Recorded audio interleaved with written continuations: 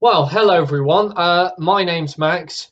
This is my cousin Oliver, and this is a little video celebrating a TV show that I recently discovered in the last few months called Jam, a black comedy, but directed by Chris Morris, who some of you may be familiar with from the likes of The Day Today, Brass Eye. He directed films like Four Lions and The Day Shall Come, and also worked with Charlie Brooker on Nathan Barley.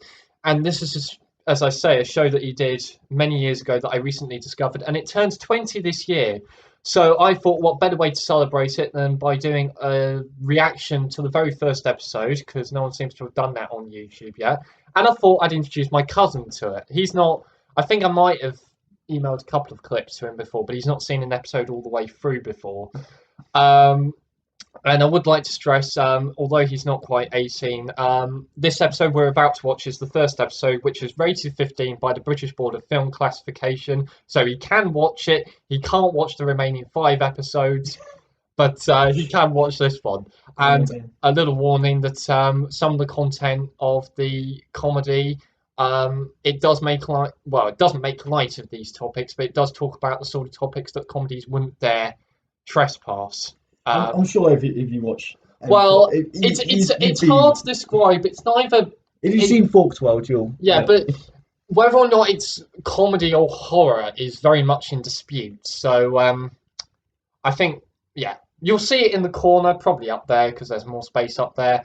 But edited down. But you can find the full versions on YouTube, or if you really want to reward the production team who worked very hard on it over a year, you can buy the DVD on Amazon and all the usual places. It's very cheap, but just bear in mind that a lot of the special features are a bit weird. I think you want to go on with it. I hope you enjoy it. I've never seen this, so let's get started. Right, 3, 2, 1. Who was this made by then? Was it? Just Chris Morris and various. So this is Chris Morris here in a wig, but so there's no opening credits. Just every show starts with a different sequence like this. I got it like David Cameron. Yeah, that's what I thought.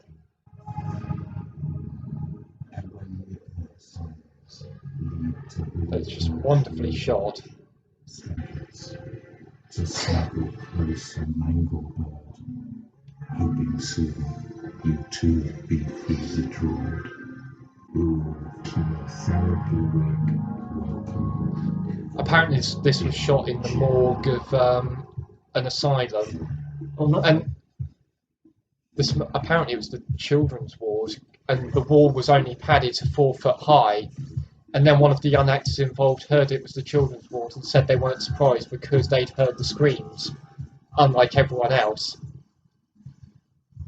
A lot of the sketches are copied from a radio show called Blue Jam that they'd done before, and they just transferred it to television. But this is one of the original sketches.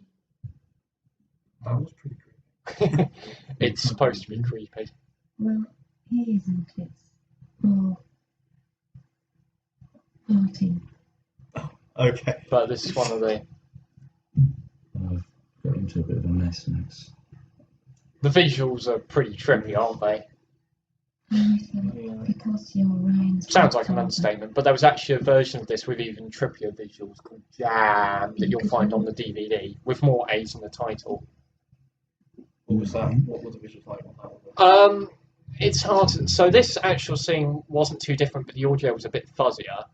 And then there were some scenes later on in the episode that are shot off the TV screen. Oh, God. But the thing is, it's a bit too much. It's a bit too far up its own arse, really, with the remixed version, because it just makes it hard to watch and it distracts from the actual content too much.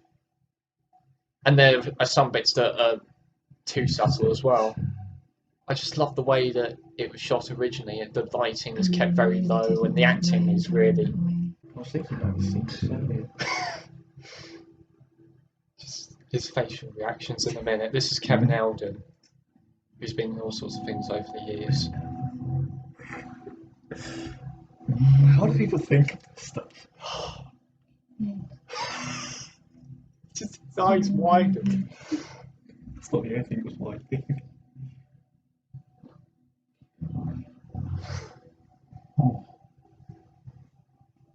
It's been going on for 6 months now. Just that line. More than 3 times a day at weekends. Bloody hell! I need a break.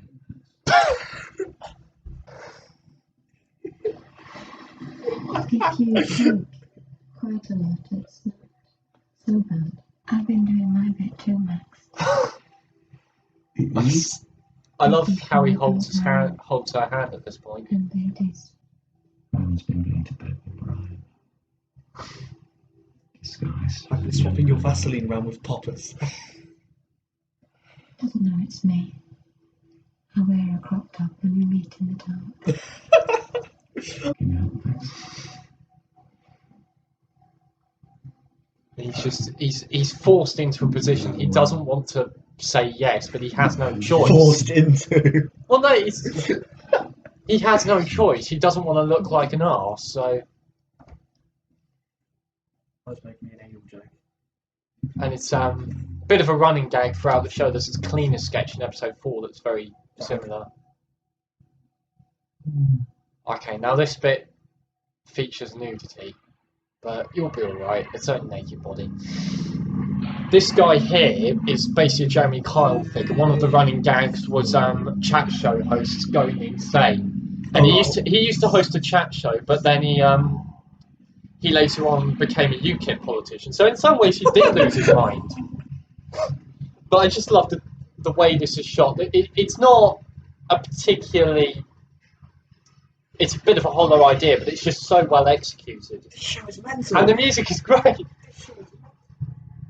After having a very slow scene that was very calm, just people talking, this is just the fast pace. And the baby sounds to make a rave beat. He just pisses over. Wait, that's him? Yeah. Alright, okay. There was a similar sketch in the next episode with Richard Madeley from Richard and Judy beating up a cleaner, and later being apprehended for fucking a coffee machine. That's not milk. Take care of each other. Take care of each other. Take care of each other. The humour does get less funny with repeat viewings, but just the way it's shot more than makes up for that. For geeks like me, it's just the handheld shots later on in this as well. You won't realise this at the moment, but you're in a coma. Oof.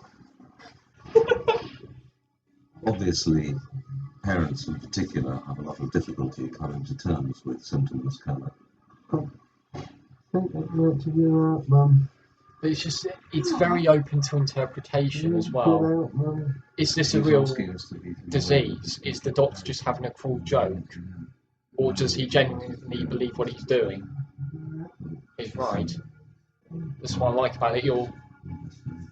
It's so vague, you make up your own minds about what you've seen.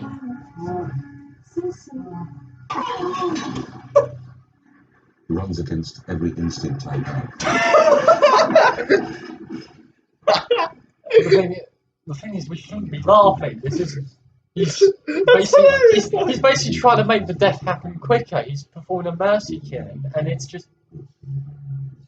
This is what they do in NHS so they can go home quicker. But this is like doctors that kill their patients in real life. But trying to make things easier for the families, but he's genuinely deluded himself into thinking it's a real thing. Oh God, they're not kids.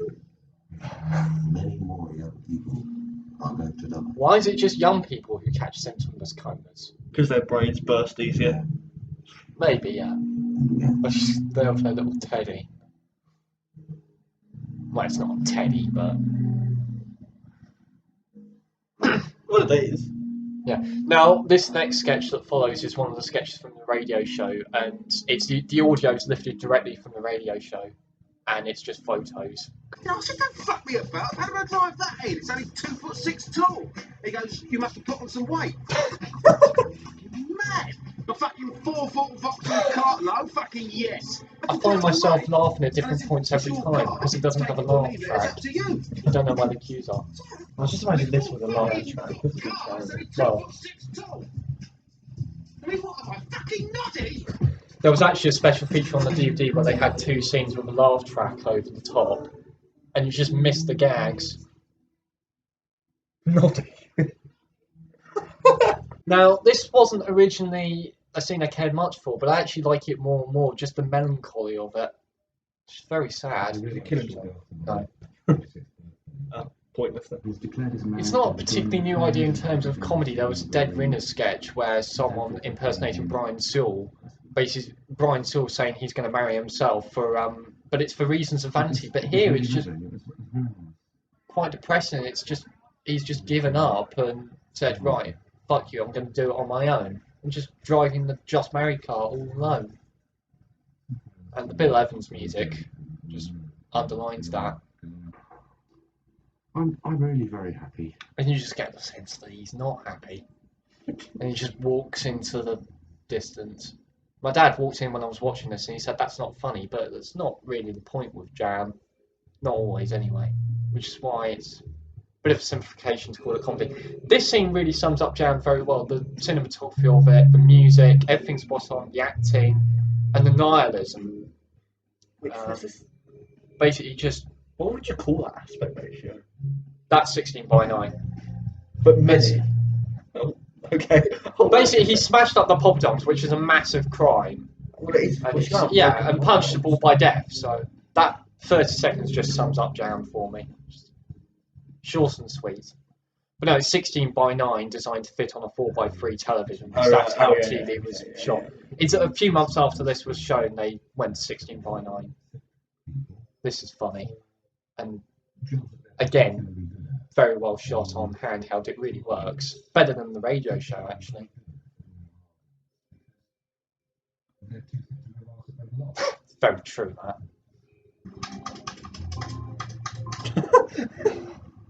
It's worth more than that. It's worth about £12,000. But it was parked in a restricted area. Right. It's the way she says that. Do you know what a restricted area is? No. Do you know what parking meters are? Yes, I know what a parking meters are. Right. You're right. He puts his money in the car.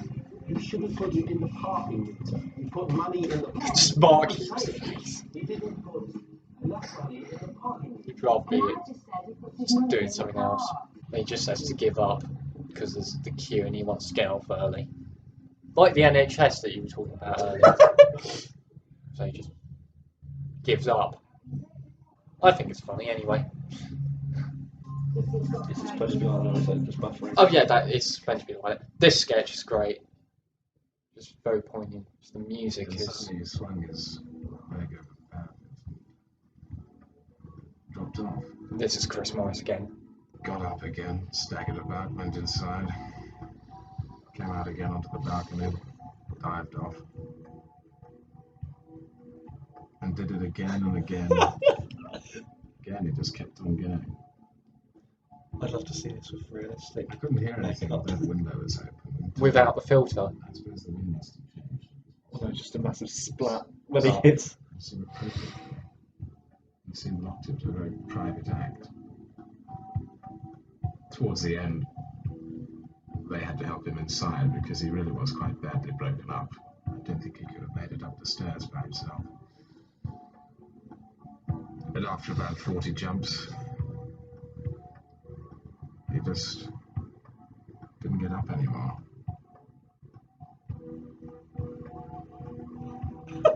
He said he wanted to jump 40 times off the first floor balcony rather than straight off the top of the tall building, in case he decided to change his mind at any point. I mean, it's logical. That sort of absurdism is typical of Chris Morris, really. But the thing is, it's funny the first couple of times you watch it, but then the more you watch it, the more poignant it becomes. Like the man who marries himself, it just becomes very melancholy. But you just had someone kill themselves. What better way to respect that than having this? This is Minnie Riperton's "Loving You," the 1975 #1 hit single being mined by someone who's being whacked around the backside with a space hopper. We've just had someone kill themselves. Vicky Pollard didn't age well, did she? Oh no, this is Spur of what? spur of the moment thing. Oh. She's accusing him of having an affair, Yeah, I get it. but it's not really an affair, as you'll find out in a minute.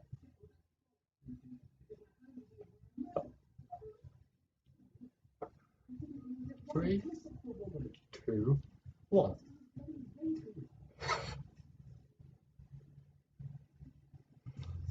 Because I was bloody raping her. Gets you out of every situation. But the funny thing about that, 100 times after I first watched it, the thing that remains funny is the way he shouts, "Come here," like a Nazi general. Come here! Now, all episodes, there are 6 episode endings, really, and this is probably the best of them all, mainly because of the music. The music selection is well done throughout, but this was such a throwaway moment in the original radio show, but it becomes something much more here. You'll know that it's been slowed down in the edit.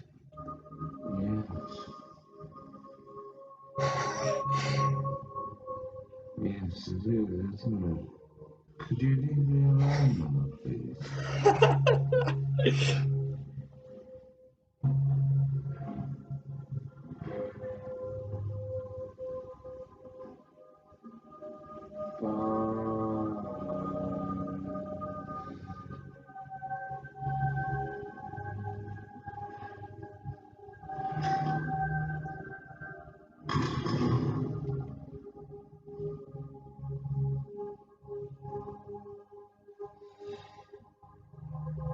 And that's the end of it. And there are no end credits, but you just get a website pop up if you want to find out who did what. You just go on that website. Whoever they are, they should be shot. Talkback production for Channel 4. Oh right, it was Channel 4. So, well, that explains everything Yeah, then. that went out without any ad breaks, so as not to disrupt the flow. But that's something Chris Morris actually campaigned for. But it was shown so late and with so little publicity that it didn't really matter anyway. But any thoughts on that at all? Interesting. Definitely interesting. Yeah. Am I compelled to watch the rest of the series? Probably. Well, wait until you're older, because it gets... Oh, honestly, I Don't... Episodes 3 and 4 aren't too bad. Episode 2 does have some good moments, but it's probably the most gruesome. gruesome, honestly. And then I can take episode this. 5 also has some gruesome moments occasionally. That's quite disturbing. Episode 6 is slightly patchy, but yeah, it's all right. But yeah, episode 2 has a sketch. I don't know if I should tell you. But okay, so it's got a sketch where about male porn stars who, while they're in the middle of shooting porn films, they catch a disease called the gush. Oh God! Which causes them to ejaculate themselves to death. Sounds nice. And you actually see, for a brief moment, you do see someone's erect penis. Oh my God! It's not a real penis. I'm a Christian man. I can't do No, but this. it's a prosthetic penis. If you read Thank goodness. Lucian Randall, Jesus would not be happy. Lucian Randall did a very good biography of Chris Morris where he talks more about the logistical nightmare that was to shoot, because they had to construct these prosthetic penises, and the art director Dick Lunn and Lucian Randall Appropriately named. yeah, but sorry, Dave. But he basically said to Chris Morris, "You're aware that there are certain regulations on broadcasting erections." And Chris Morris, and it was a typical response on the part of Chris Morris, because in case you haven't realised, he is a genius. Somewhat overused term, but Chris Morris just basically hit back by saying, "Well, the regulations should not apply to fake penises. Real ones, you know." But they took the actors, they shaved their pubic hair, they cast the prosthetic penises from a jumbo-sized dildo, and then put them over the genitals, and the semen was controlled by, it was synthetic semen. It was controlled by a pipe that was taped to the actor's leg, and they actually had to turn the power down because they tested it, and quote unquote, it was strong enough to take someone's eye out. So yeah, and then you get after that, someone jumps into a wood shredder, Jesus.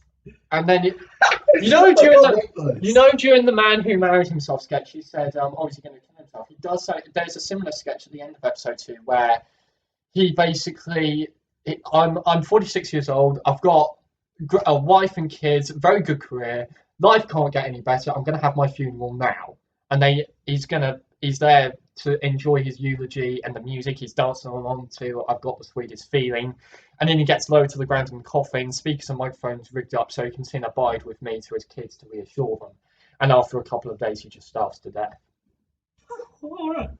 But I just thought while I was watching that, a good description of that would be it's a comedy sketch show but interpreted by an alien, because the actual material and content there in terms of comedy sketch shows is nothing new. You could pitch it to a comedy sketch show and they would do it sort of a multi-camera setup, very brightly lit, and you'd have a studio audience there laughing themselves to death.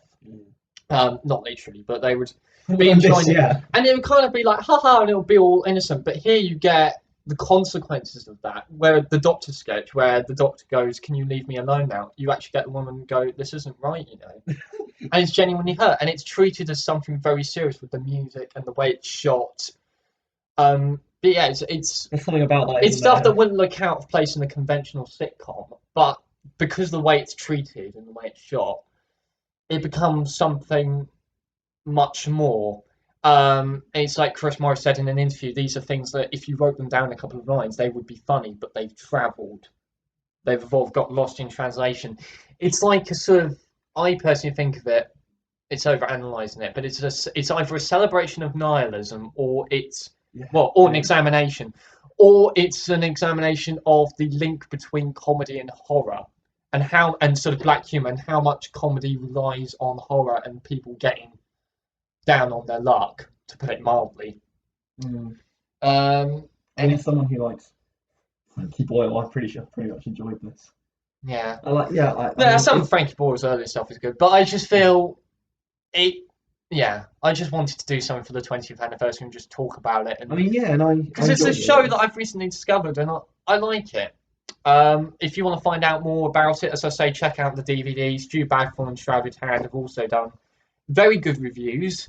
But I hope you enjoyed us watching that and him reacting to it for the first time. I hope it made riveting viewing that was unique and can't be seen as, and hopefully it can be seen as more than just a copyright infringement.